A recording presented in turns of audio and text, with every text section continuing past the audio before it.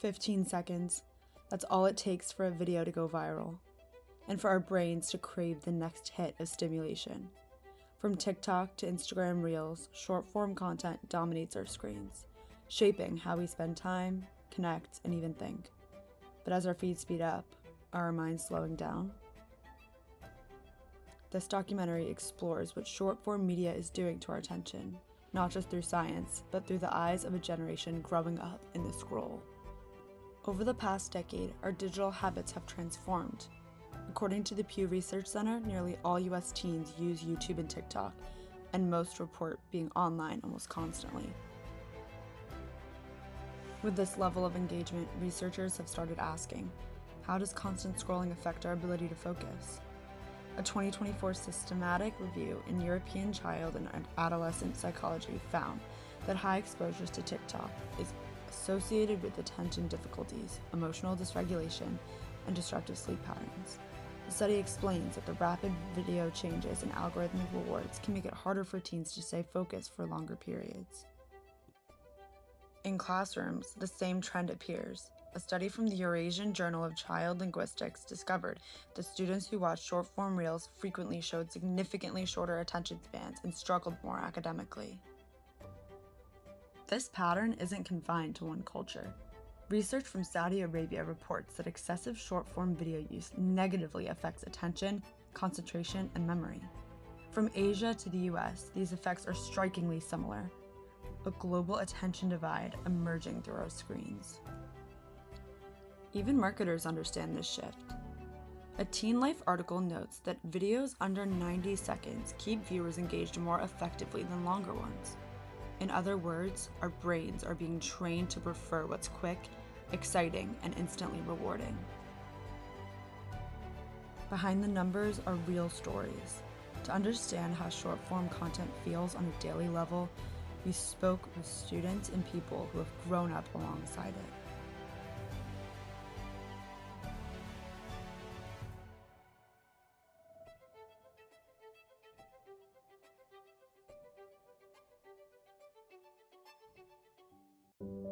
So my name's Carly Martin. My name's Jordan McGee. My name is Brandon.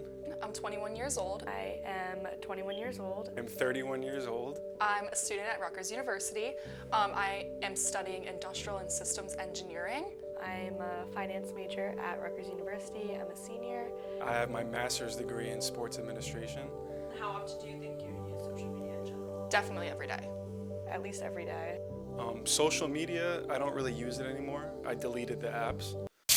Every time I wake up, I find myself scrolling. Right before I go to bed, I definitely scroll until I fall asleep. At night, I tend to scroll a lot, and so I feel really exhausted afterwards and kind of mad at myself because I should have gone to bed. I would look at it right when I wake up, right before I go to sleep.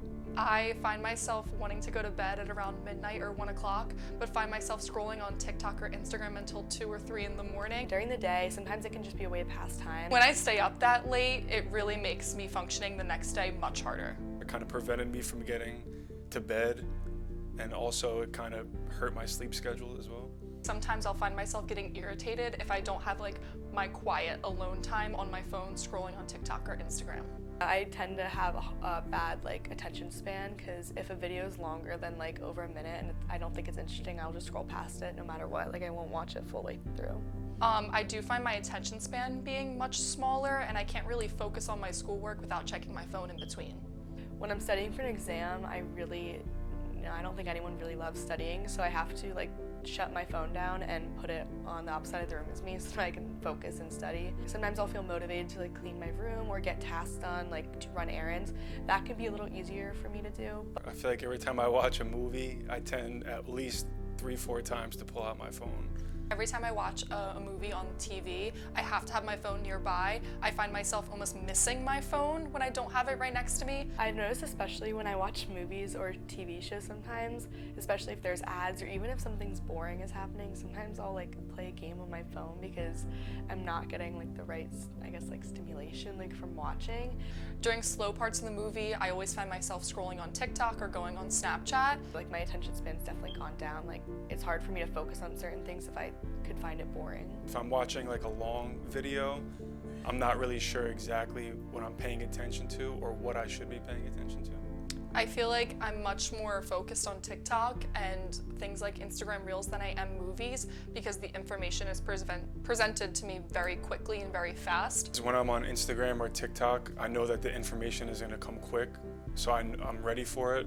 I even think back to like when our parents were our age and like how did they even survive without having their phone and like being able to be on their phone and connect and see these videos, and how did they not get bored? I find myself getting bored watching long form content.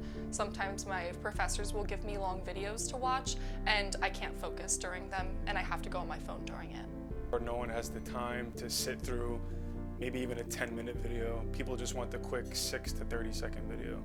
There's been times where I'll set on your phone, you can do like the app limit or whatever, so I'll do that for me just to remind myself that there's other things I could be doing. I try and take breaks and like social media breaks so that it's not fully consuming my life, and sometimes I'll like read a book or just hang out with my friends, do something just to fill the space. In my sorority, I'm the vice president of recruitment, and my job involves a lot of creative thinking and coming up with different themes and slogans for the sorority. And a lot of the times, because of short form media, I can't come up with it myself. I find myself actually going on ChatGPT. Honestly, I feel like it is only going to get worse with like the advancements in technology. They're constantly coming out with new apps and new things to do on your phone, and like there's constantly a new iPhone updates coming out. So I can't really see it getting any better. I can't sit down and have the attention span long enough to think of a creative topic or slogan. So I find myself relying on ChatGPT a lot.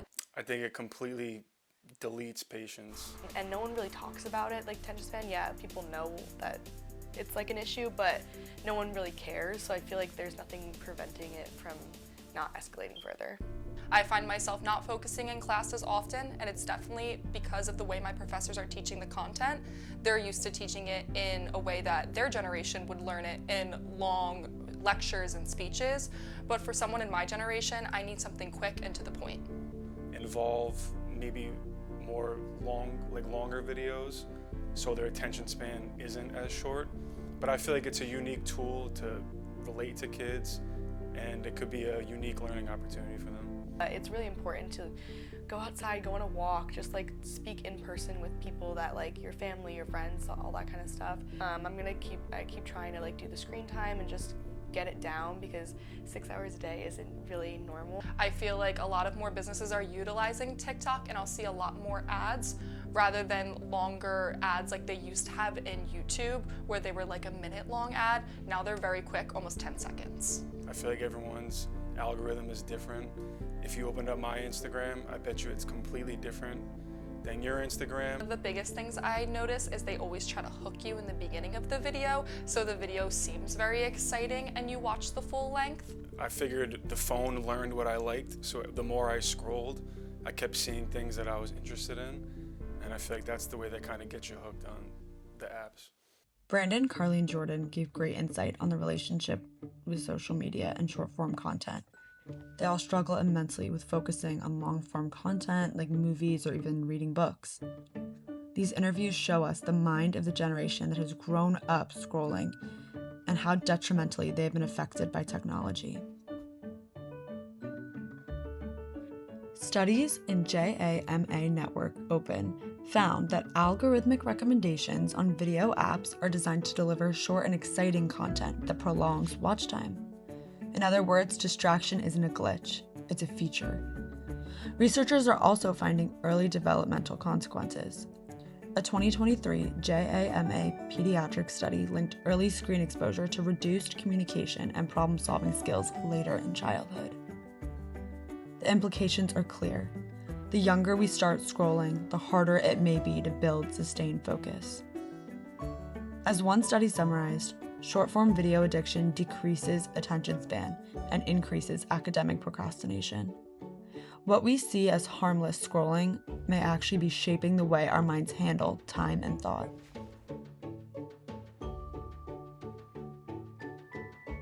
Our attention is one of the most valuable things we have.